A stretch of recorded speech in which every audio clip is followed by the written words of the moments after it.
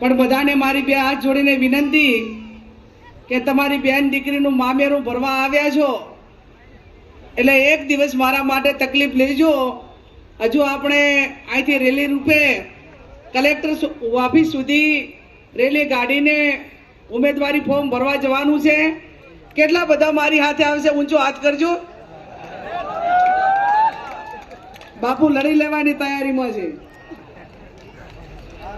ગુજરાત પ્રદેશ કોંગ્રેસ સમિતિના અધ્યક્ષ આદરણીય શક્તિસિંહજી ગોહિલ સાહેબ, પ્રદેશ કોંગ્રેસ સમિતિના માજી અધ્યક્ષ આદરણીય જગદીશભાઈ ઠાકોર સાહેબ, સ્ટેજ ઉપર બિરાજમાન આપણા વક્તાઓએ નામ લીધા એવા માજી ધારાસભ્ય, અમારા સાથી ધારાસભ્ય, આમ આદમી પાર્ટીના સૌ આગેવાનો, સ્ટેજ ઉપર બિરાજમાન કોંગ્રેસ પાર્ટીના આડીખમ યોદ્ધાઓ, આપ સમગ્ર જિલ્લામાંથી એક ગરીબ દીકરીનું મામેરું ભરવા માટે વધારેલા છો એવા મારા સૌ વડીલો, યુવાન ભાઈઓ અને બહેનો,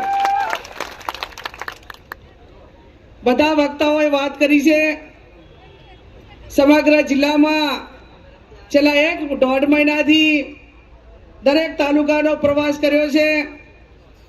આમ તો મારા પોતાને ચૂંટણી લડવા માટેનો બહુ વિચાર નહોતો, પણ જ્યારે સમગ્ર જિલ્લા અમારું કોંગ્રેસનું મોવડી મંડળ અને જિલ્લાના આગેવાનોએ જેણે પણ ટિકિટ માગી હતી એમને બધાએ સાથે મળીને સિંગલ નામ કર્યું કે બેન હવે અમે પોતે ટિકિટ માંગતા નથી, પણ સમયને સંજોગે તમારે ચૂંટણી લડવાની છે। ત્યારે મારા ભાઈ દિનેશભાઈ ગઢવી હોય, ભરતસિંહ વાઘેલા હોય, કાંતિભાઈ ખરાડી હોય, રાજુભાઈ જોશી હોય, તમામનો પણ હું હૃદયપૂર્વક ખૂબ ખૂબ આભાર વ્યક્ત કરું છું કે જેણે આજે મારું સિંગલ નામ મૂકી અને બનાસકાંઠાના લોકસભાના ઉમેદવાર તરીકે સમર્થન આપ્યું।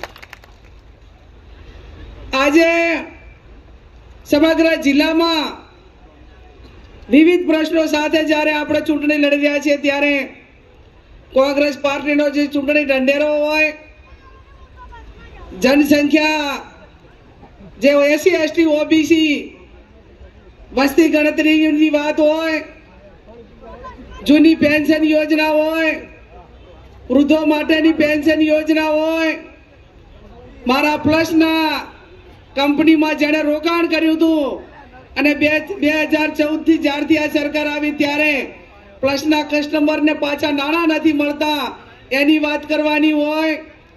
આમ તો સનાતન ધર્મ અને શંકરાચાર્યએ કહ્યું કે ગૌ વંશ ને ગૌ હત્યા ઉપર પ્રતિબંધ આવે એના માટે સૌથી પહેલા બનાસકાંઠાના કોંગ્રેસના ઉમેદવાર તરીકે જાહેરાત કરી હોય ત્યારે આપને અહીંથી કહેવા માંગુ છું કે કેન્દ્રમાં કોંગ્રેસની સરકાર આવે તો આપના વતી ગૌ વંશ અને ગૌ હત્યા ઉપર પ્રતિબંધ મુકાય એની વાત પણ આજે આવનાર સમયની અંદર કરવાની।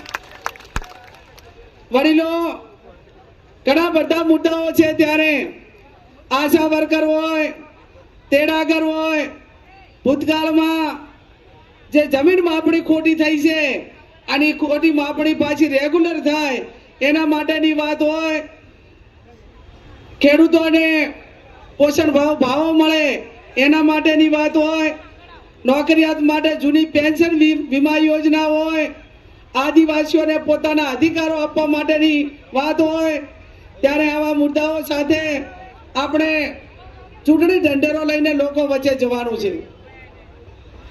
આમ તો ભાઈ ગુલાબભાઈ અને ગોહિલ સાહેબે હમણાં આપણા અધ્યક્ષે વાત કરી। ગોહિલ સાહેબ, આપના અધ્યક્ષતાને ચૂંટણી યોજાતી હોય ત્યારે